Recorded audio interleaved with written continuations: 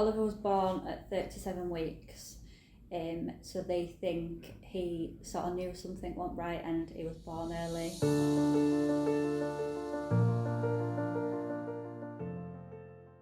We didn't get told there was anything wrong with him when he was born. We went home and it was really from him being 10 days old. I was back and forth from the doctors. It was only when my 14th visit to the doctors, she looked at Oliver before she checked him over and said, not happy at all. We were then taken into a ward where they took his temperature and everything and said it was okay, but because of the doctor they were going to scan him. 8.5 hours later, Oliver was 9 weeks at the time, we got discharged and said, no, all clear. Oliver still continued to struggle. 2 weeks later, I got a phone call to say, we've actually just re-looked at Oliver's scan. His heart is actually 3 times larger than it should be for a baby at his age. So could we get to hospital the next day to be re-scanned? Me and my husband then knew something wasn't right. We got to hospital the next day and was taken in for a scan. The nurse looked at me and my husband, looked at the screen and said, I'm just going to go get another doctor to look at the scan. A consultant then came in and said, I'm really sorry to tell you this, but Oliver's actually got a heart problem. We need you to get to LGI hospital. So we went home, packed a couple of days worth of stuff because obviously not being told anything, just told we were off to Leeds. They were expecting a newborn baby, not a 12-week-old baby. They then said we need to get him on a breathing machine ASAP as his body is working too hard. And if he'd have gone for 48 hours extra, he wouldn't have made it. He could have died in his sleep. They came in and did various tests, and then the heartbreaking news came that only one parent could stay. Obviously we were absolutely gutted because we just didn't want to be a part. It was then when a nurse came in and said, we're going to contact Children's Heart Surgery Fund.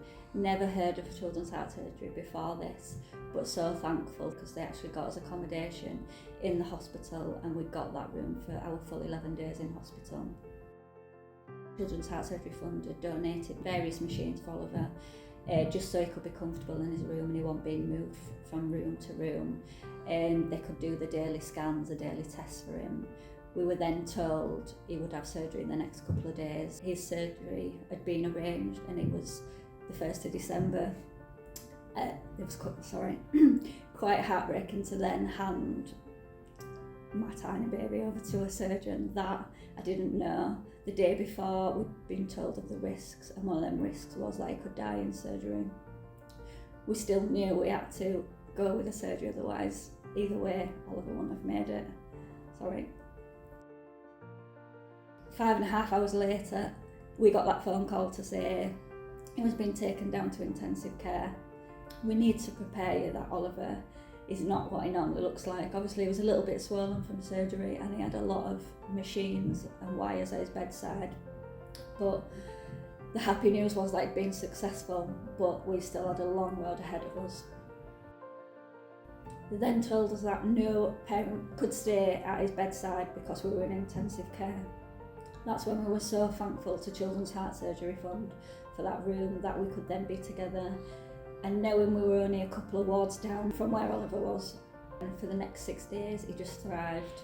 He actually smiled for the first time because we'd had such an unsettled and unhappy baby for 12 weeks. It was amazing to see him smile for the first time.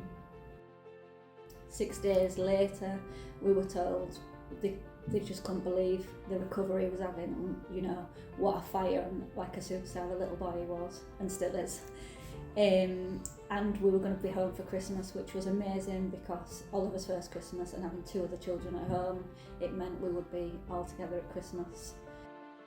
We're so thankful as well to LGI, the nurses on intensive care, children's ward and Children's Heart Surgery Fund. You didn't just save our son's life but our full family's life.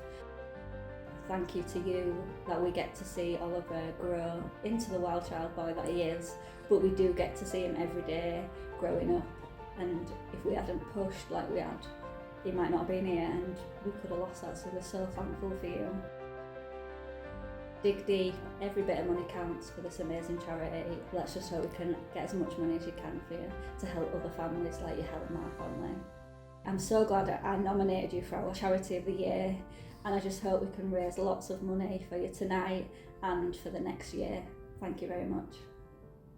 Thanks everyone.